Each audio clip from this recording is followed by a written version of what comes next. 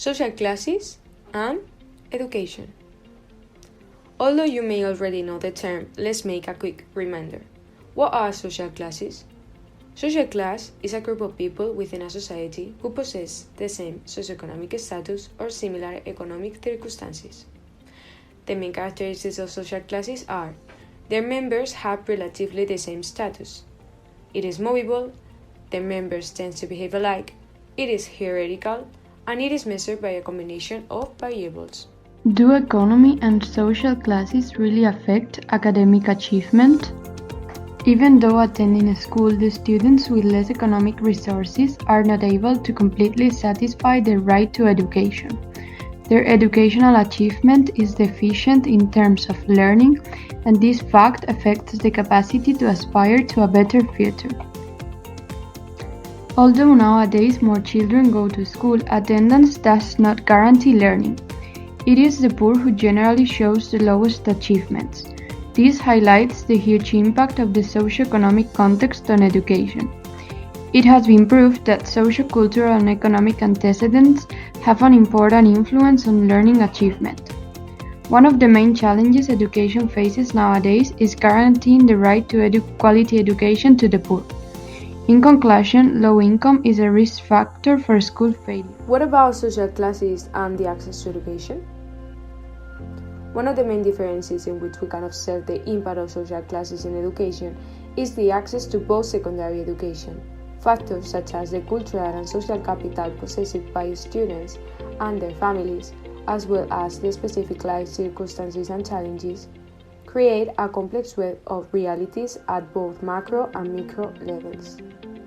In the past, highly intelligent children of working-class parents were severely underrepresented in secondary schools and higher education. The problem there was with the access to education. But even though nowadays access and opportunities have increased a lot, there is still a problem of inequality.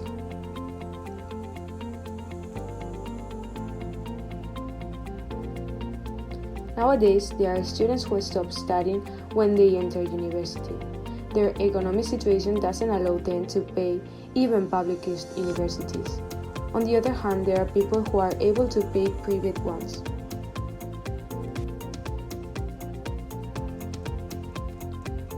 Do economic circumstances influence students' futures?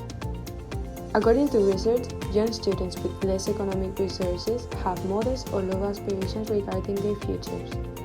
Their opportunities are more limited, and even sometimes they cannot continue their studies. Does technology really make a difference in a student's achievement? Studies have shown that students with routine access to technology learn basic skills such as reading, writing, and arithmetic in a more effective and faster way. So, the most disadvantaged students learn basic skills better and faster if they have the chance to practice those skills using technology. Students are more motivated to learn when technology is part of their daily school experience. They are more interested in learning with technological devices rather than with the traditional paper and pencil method. Research has also shown that students with home computers spend a higher amount of time on educational activities outside the school. Furthermore, these students improve their problem-solving and critical thinking skills as well as their writing and math skills. They also become more productive. At-risk students show a significant improvement when technology is introduced into their curriculum. Technology opens up a huge range of learning possibilities for students, which increases their potential for achievement. Furthermore, it provides tools for organizing and analyzing information as well as it offers unlimited access to information. Generally, giving the students the opportunity to participate actively in the learning process through technology has a very positive outcome and plays a fundamental role in increasing students' motivation as well as it encourages them to take charge of their education. Furthermore, the ACOT studies have reported that students interact more with their peers and teachers in those classrooms where technology is used rather than in traditional classrooms. Another research study about learning with laptops also informed that the use of laptops encouraged even greater collaboration among the students. As the world is constantly changing, the skills that students need to learn and apply are changing as well, and technology is the best instrument for this. So technology is a key factor in education nowadays due to the fact that it helps to prepare students for their future in an increasingly technological world. Because of this, the students with few or no access to technological devices at home because of socioeconomic circumstances are at a clear disadvantage compared to the others. Technology can favor lower dropout rates, motivate more students to continue on to college, and even decrease absenteeism. According to all this research, we can conclude that students who have access to technological devices at home develop a better performance. How could this problem be solved? Once a problem is detected, the next thing to do is looking for a solution. We have seen that technology is a great tool for learning. It can improve our education system, and it also can help us to learn faster and better. Technology is gaining more and more importance in all aspects of our lives, but there is still people who can afford buying some technological items. This provokes some technological inequalities. There is people who have all the facilities for learning because they belong to a high social class, and on the other hand, there are students who have no technological support. So, it is acceptable that part of the population has less facilities than others just because they were born in a poor place. How can these technological inequalities be solved? Spain has a public educational system. The objective of this is to give a better and the same education to all the population, to give the possibility of learning to everyone, and to combat social inequalities. There are still differences in education received by rich and poor people. So, how can we solve this problem? One of the best solutions would be to reinforce the public educational system, investing more in technology.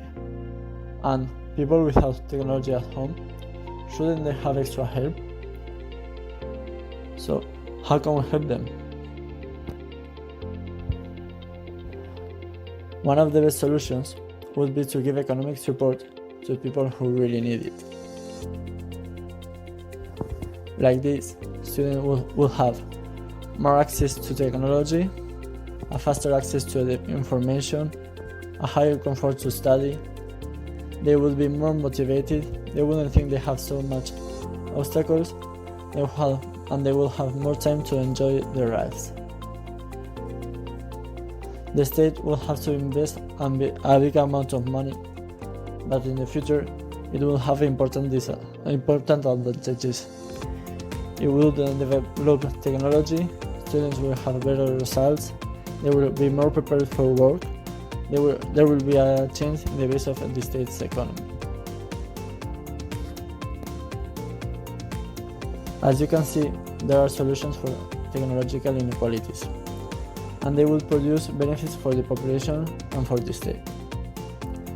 The only thing that would be needed would be that politicians take conscience about the problem, and then they will act to solve a problem that hinders a correct education. A caritative organization could also help to give access to technology to poor people. People could give their used devices so that someone more uses them, and it will be a way to reuse objects, and it's more friendly with the environment. There are a lot of problems in the world, so it's a good idea to look for solutions that would solve lots of them.